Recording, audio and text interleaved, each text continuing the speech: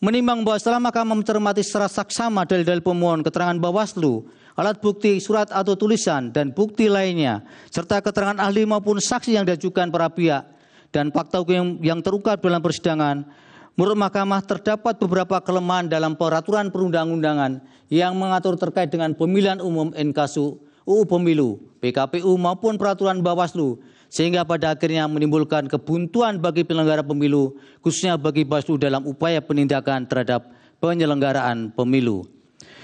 Bahwa UU Pemilu belum memberikan pengaturan terkait dengan kegiatan yang dapat dikategorikan sebagai kampanye yang dilakukan sebelum dan setelah masa kampanye dimulai.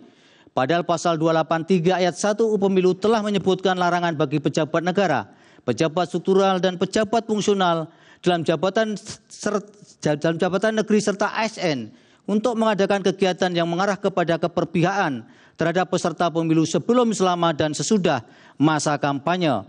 Namun pasal-pasal berikutnya dalam UU Pemilu tersebut tidak memberikan pengaturan tentang kegiatan kampanye sebelum maupun setelah masa kampanye.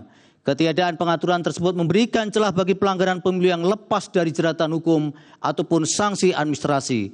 Dengan demikian, demi memberikan kepastian hukum dan keadilan bagi pelaksanaan pemilihan umum maupun pemilihan kepala daerah selanjutnya, menurut Mahkamah ke depan, pemerintah dan DPR penting melakukan penyempurnaan terhadap Undang-Undang Pemilu, Undang-Undang Pemilu Kada, maupun peraturan perundang-undangan yang mengatur terkait dengan kampanye, baik berkaitan dengan pelanggaran administratif dan jika perlu pelanggaran pidana pemilu.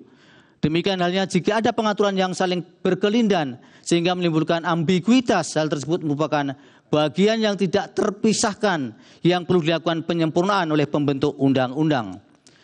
Bahwa dalam upaya menjaga netralitas aparat negara, khususnya bagi pejabat negara yang juga merangkap sebagai anggota partai politik, calon presiden dan wakil presiden, anggota tim kampanye maupun pelaksana kampanye yang sudah didaftarkan ke KPU, sebagaimana diatur dalam pasal 299 Undang-Undang Pemilu, pemerintah dan DPR perlu membuat pengaturan yang lebih jelas tentang aturan bagi pejabat negara yang juga merangkap sebagai anggota partai politik ataupun sebagai tim kampanye dalam melaksanakan kampanye, yaitu pelaksanaan kampanye harus dilaksanakan terpisah, tidak dalam satu waktu kegiatan ataupun berhimpitan dengan waktu pelaksanaan tugas penyelenggaraan negara. Kedua kegiatan tersebut tidak dapat dilakukan dalam waktu bersamaan maupun berhimpitan karena berpotensi adanya terjadi pelanggaran pemilu dengan menggunakan fasilitas negara dalam kegiatan kampanye maupun menggunakan atribut kampanye dalam tugas penyelenggaraan negara menjadi terbuka lebar. Hal mana tergambarkan dalam kegiatan yang dilakukan oleh Menteri Perekonomian Erlangga Hartarto yang melakukan pembagian sembako dan juga setelah itu menghadiri kampanye Partai Golkar sebagai Ketua Umum, dan kegiatan dilakukan oleh Menteri Perdagangan dalam kegiatan APSI di Semarang sebagaimana terdapat dalam subparagraf 3.17.2 dan subparagraf 3.17.7 di atas. Bahwa dalam menarik kesimpulan terkait dengan dugaan pelanggaran pemilu terhadap suatu peristiwa, Bawaslu perlu mensondap standar operasional dan prosedur tata urut maupun visuanalisis yang baku dan memerhatikan berbagai aspek yang menjadi unsur adanya suatu pelanggaran pemilu, baik yang dilakukan sebelum, selama, dan setelah masa kampanye. Hal tersebut agar diperoleh hasil kesimpulan yang memiliki kebijakan yang kuat dan komprehensif atas suatu peristiwa yang diduga terdapat pelanggaran pemilu meskipun hasil kesimpulan tersebut dilakukan oleh anggota Bawaslu yang berbeda-beda. Oleh karena itu terhadap dalil aku pun Mahkamah tidak dapat menindaklanjuti dengan tanpa bukti-bukti yang diajukan oleh pemohon dalam persidangan. Berdasarkan seluruh uraian pertimbangan di atas telah ternyata selama berlangsungnya persidangan untuk perkara aku, terlepas dari penilaian Mahkamah mengenai tidak terbuktinya dalil pemohon, Mahkamah memandang bahwa netralitas aparat adalah aspek penting dari prinsip demokrasi yang melindungi kebebasan politik dan partisipasi masyarakat dalam proses politik.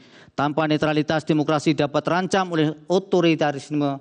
Dalam konteks demikian maka netralitas aparat dalam pemilu tidak hanya merupakan prinsip etis yang mendasar tapi juga krusial untuk menjaga kesehatan demokrasi dan stabilitas politik suatu negara.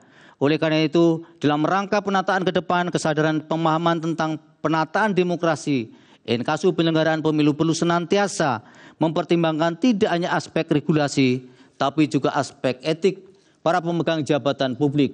Dengan demikian, diharapkan dapat membentuk sistem yang kuat untuk mengantisipasi ketidaknetralan aparatur negara dalam penyelenggaraan pemilu sekaligus memastikan proses pemilu yang langsung, umum, bebas, rahasia, jujur, dan adil. Berdasarkan pertimbangan hukum tersebut di atas, dalil-dalil pemohon berkenaan dengan mobilisasi atau netralitas pejabat atau aparatur negara adalah tidak beralasan menurut hukum. Jelajahi cara baru mendapatkan informasi. Download Metro TV Extend sekarang.